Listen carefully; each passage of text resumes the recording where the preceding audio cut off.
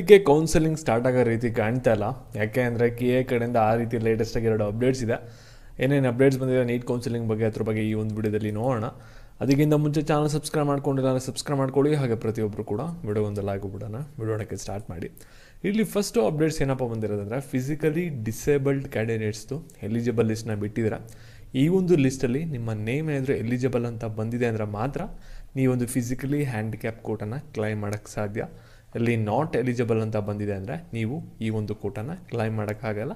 Check ಮಾಡ್ಕೊಳ್ಳಿ physically handicap students. ಇವಾಗ next KA ಕಡೆಯಿಂದ ಬಂದಿರೋಂಥ ಅಪ್ಡೇಟ್ಸ್ ಏನು ಅದ್ರ ಬಗ್ಗೆ ನೋಡೋಣ. ಅದಕ್ಕಿಂತ ಮುಂಚೆ ಎಡಿಟ್ಸ್ ಮಾಡಿ ಅಂತ ಸರ್ಚ್ ಮಾಡಿ, ಫಸ್ಟ್ ಲಿಂಕ್ ಮೇಲೆ ಕ್ಲಿಕ್ ಮಾಡಿ, ನಂತರ ಬೈ ನೋ ಮೇಲೆ ಕ್ಲಿಕ್ ಮಾಡಿ, ನಂತರ ನೀಟ್ ಆಪ್ಷನ್ ಟ್ರಿ ಕೋರ್ಸ್ ಇವತ್ತು ಕೂಡ ಆಫರ್ ಪ್ರೈಸ್ ಇದೆ. ಲಕ್ಷ್ಮಿ ಅಂತ ಟೈಪ್ ಮಾಡಿ, ವರಮಹಾಲಕ್ಷ್ಮಿ ಹಬ್ಬ ಇರೋದ್ರಿಂದ ನಿಮಗೆ ಇವತ್ತು ಮಾತ್ರ ಆಫರ್ ಇರುತ್ತೆ 11:59ವರೆಗೂ ಕೂಡ ಬೇಗ ಬೈ ಮಾಡ್ಕೊಳ್ಳಿ. ಪ್ರತಿಯೊಂದು ರೌಂಡ್ಸ್ ಆದಮೇಲೆ ನಿಮ್ಗೆ ಅಪ್ಡೇಟ್ ಸಿಗುತ್ತೆ, ಕಾಲೇಜ್ ಲಿಸ್ಟ್ ಇದೆ ಮತ್ತು ಪ್ರತಿಯೊಂದು ಟ್ರಿಕ್ಸ್ ಇದೆ ಆಪ್ಷನ್ ಟ್ರಿ ಬಗ್ಗೆ. ಡೀಟೇಲಾಗಿ ಸಿಲೆಬಸ್ ಇಲ್ಲಿರುತ್ತೆ, ಅದನ್ನ ನೋಡ್ಕೊಳ್ಳಿ, ಫುಲ್ಲು ನಿಮಗೆ ಯೂಸ್ಫುಲ್ ಆಗುತ್ತೆ. ಆದರೆ ಇಲ್ಲಿ KA ಒಂದು ನೋಟಿಫಿಕೇಷನ್ನ ರಿಲೀಸ್ ಮಾಡಿದರೆ, ಈ ಒಂದು ನೋಟಿಫಿಕೇಷನ್ ಯಾರಿಗೆ ಅಂದರೆ ಇಲ್ಲಿ ಯಾರ್ಯಾರು ಇವಾಗ ಮೆಡಿಕಲ್, ಡೆಂಟಲ್, ಆಯುಷ್ ಕೌನ್ಸಿಲಿಂಗ್ನ ಅಟೆಂಡ್ ಮಾಡಬೇಕು ಅಂತ ವೆಯ್ಟ್ ಮಾಡ್ತಾ ಇದ್ದೀರಾ ಅವರು. ಇಲ್ಲಿ ನೀವು ಆಯುಷ್ ಕೌನ್ಸಿಲಿಂಗ್ನ ಅಟೆಂಡ್ ಮಾಡಬೇಕು ಅಂದ್ಬಿಟ್ಟು ಇವಾಗ ಬರೀ ಮೆಡಿಕಲ್, ಡೆಂಟಲ್ಗೆ ಬಿಟ್ಟಿದ್ದಾರೆ ಅಂತ ವೆಯ್ಟ್ ಮಾಡೋಕ್ಕೆ ಹೋಗ್ಬೇಡಿ. ನೀವು ಕೂಡ ರಿಜಿಸ್ಟರ್ ಮಾಡ್ಕೋಬೇಕು ಆನ್ಲೈನಲ್ಲಿ. ನೀವು ಯಾವ ರೀತಿ ರಿಜಿಸ್ಟರ್ ಮಾಡ್ಕೊಳ್ಳೋದಂದರೆ, ಇಲ್ಲಿ ನೀವು CT ಅಪ್ಲಿಕೇಶನ್ ಹಾಕಿಲ್ಲ ಅಂದರೆ ಫ್ರೆಶ್ ಆಗಿ ರಿಜಿಸ್ಟ್ರೇಷನ್ನ ಮಾಡ್ಕೊಳ್ಳಿ. CT ಅಪ್ಲಿಕೇಶನ್ ಹಾಕಿದ್ದೀರಾ, ನೀಟ್ ರೋಲ್ ನಂಬರ್ನ ಲಿಂಕ್ ಮಾಡಿಬಿಟ್ಟು ಜಸ್ಟ್ ಒಂದು ಅಪ್ಲಿಕೇಶನ್ನ ಪ್ರಿಂಟ್ಔಟ್ನ ತಗೊಳ್ಳಿ, ವೆರಿಫಿಕೇಷನ್ ಸ್ಟೆಪ್ನ ಆನ್ಲೈನಲ್ಲಿ ಡೌನ್ಲೋಡ್ ಮಾಡ್ಕೊಳ್ಳಿ, ಸರಿನಾ? ಆ ಒಂದು ಡೇಟ್ನ ಇವಾಗ ಎಕ್ಸ್ಟೆಂಡ್ ಮಾಡಿದರೆ ಇನ್ನೂ ಯಾರು ರಿಜಿಸ್ಟರ್ನ ಮಾಡ್ಕೊಂಡಿಲ್ಲ, ನೀಟ್ ಕೌನ್ಸಿಲಿಂಗ್ ಅಟೆಂಡ್ ಮಾಡಬೇಕು ಅಂತ ವೆಯ್ಟ್ ಮಾಡ್ತಾ ಇದ್ದಾರೆ, ಆದರೆ ರಿಜಿಸ್ಟರ್ನ ಮಾಡ್ಕೊಂಡಿಲ್ಲ, ಜೊತೆಗೆ ಮತ್ತು ಯಾರು ನೀಟ್ ರೋಲ್ ನಂಬರ್ನ ಲಿಂಕ್ ಮಾಡಿಲ್ಲ ಅವ್ರಿಗೂ ಕೂಡ ಟೈಮ್ನ ಕೊಟ್ಟಿದ್ದಾರೆ.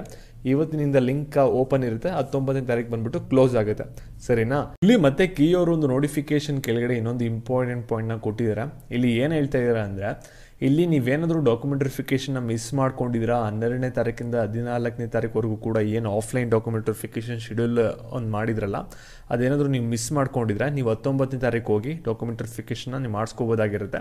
ಯಾರ ಹತ್ರ ವೆರಿಫಿಕೇಷನ್ ಸ್ಲಿಪ್ ಇಲ್ಲ ಮತ್ತು ವೆರಿಫಿಕೇಷನ್ ಸ್ಲಿಪ್ಪಲ್ಲಿ ಏನಾದರೂ ತಪ್ಪು ಬಂದಿತ್ತು ಅಂದರೆ ನೀವು ಹೋಗಿ ಅಟೆಂಡ್ ಮಾಡ್ಬೋದಾಗಿರುತ್ತೆ.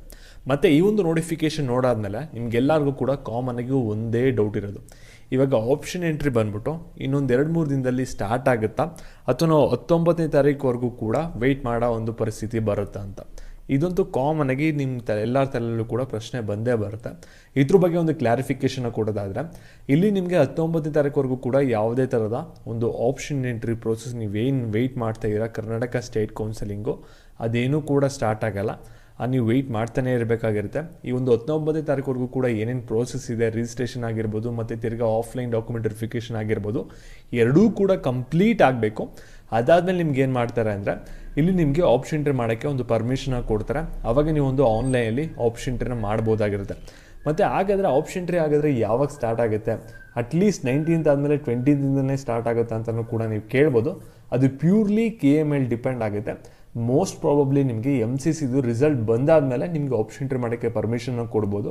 ಆ ರೀತಿ ಆಗೋ ಚಾನ್ಸಸ್ಸು ಕೂಡ ಇದೆ. ಒಟ್ಟಿನಲ್ಲಿ ನೀವು KA ನೋಟಿಫಿಕೇಷನ್ಗೆ ವೆಯ್ಟ್ ಮಾಡಬೇಕಾಗುತ್ತೆ. ಇನ್ನೂ ಸ್ವಲ್ಪ ಪ್ರೋಸೆಸ್ಸು ಡಿಲೇ ಆಗುತ್ತೆ ನಿಮಗೆ. ನೀಟ್ ಆಪ್ಷನ್ ಎಂಟ್ರಿ ಇದೆಲ್ಲ ಕೂಡ ವೆಯ್ಟ್ ಮಾಡಿ.